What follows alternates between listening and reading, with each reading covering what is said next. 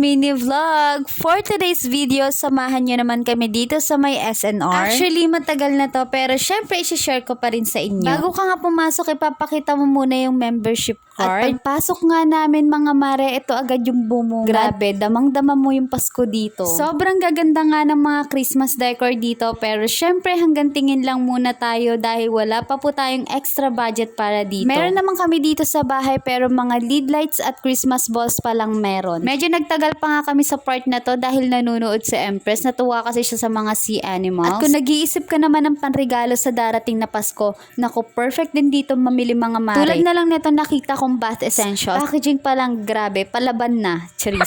Pero legit mga mare na maganda talaga yung packaging. Kita nyo naman. At take note mga mare, naka buy one take one sila dyan. Meron pa dyan mga mare na 299 pero hindi ko kasi napansin na hindi ko pala naisama sa video. At kung chocolates naman mga hanap nyo mga mare, eto naka buy one take one din sila and for sure mas marami silang buy one take one ngayon. Kasi itong video na to nung September pa. At dahil malapit na rin ang Halloween, sakto naman nakita ko naman tong bakit ng mixed candies na perfect pang trick or treats ng mga kiddos. Dyan naman yung mga area nila ng biscuits at chocolates pero hindi na kami masyado nag-ikot dyan dahil hindi naman kami bibili ng mga chocolates. Hindi rin pala dito mawawala yung mga pa-free taste nila. Marami pa silang product na pinapa-free taste dito pero ito lang yung trinay namin. Pinaka-reason kung bakit kami pumunta ng SNR is para po dito sa mga nakapanood ng DIY Samgyup vlog namin. At may mga nag-aas pa rin po kasi kung saan namin nabili yung portable burner with griller. Dito po namin nabili sa SNR. Dito na rin pala kami bumili ng pang-refill ng gas dahil wala naman pong kasamang gas yung sa burner.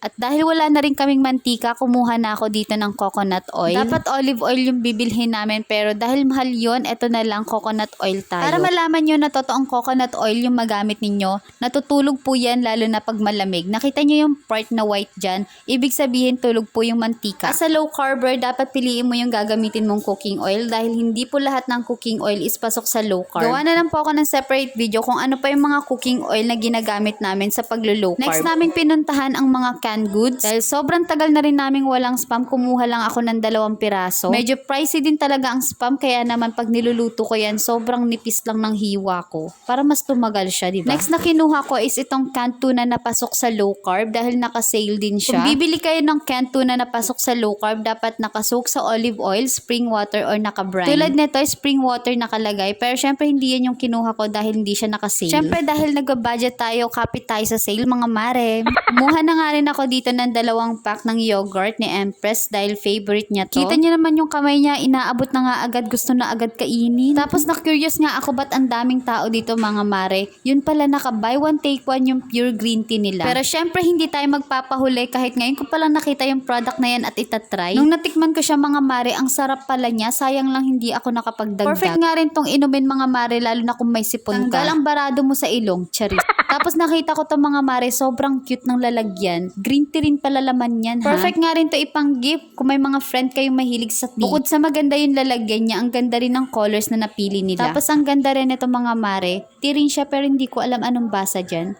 Ibang ganda ng packaging, perfect pang gift. Tapos meron pa akong isa nakitang tea pero ito naman is black tea. Dahil curious ako kung ano yung nasa loob niya, trinay ko siyang buksan, nakasealed pala siya. So balik na natin. And yan naman yung price niya. Tapos napadaan kami dito sa mga seafoods area nila, di ba ang lalaki, ang gaganda pa.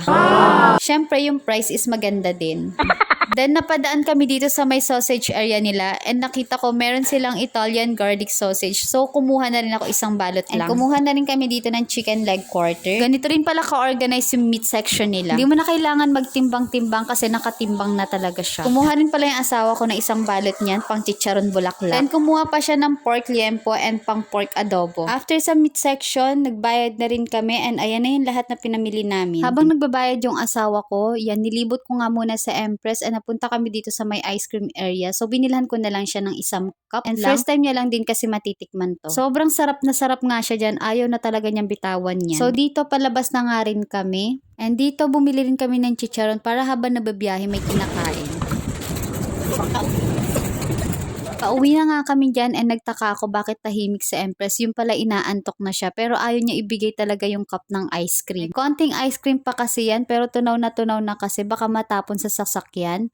and inaantok na talaga siya. So ayan, inantay ko muna siyang makatulog ng bongga para makuha ko tong cup ng ice cream na to. Kahit nag-headbang, hindi talaga bibitawan yung ice cream. Medyo mahigpit pa nga hawak niya dyan sa cup na yan. Ayaw talaga niyang bitawan. Nakabahan pa nga ako dyan dahil baka matapon niya. Ang hirap kaya maglinis ng sasakyan. So anyways, nakuha ko naman after ilang attempts. Yun lang for today's video. Bye!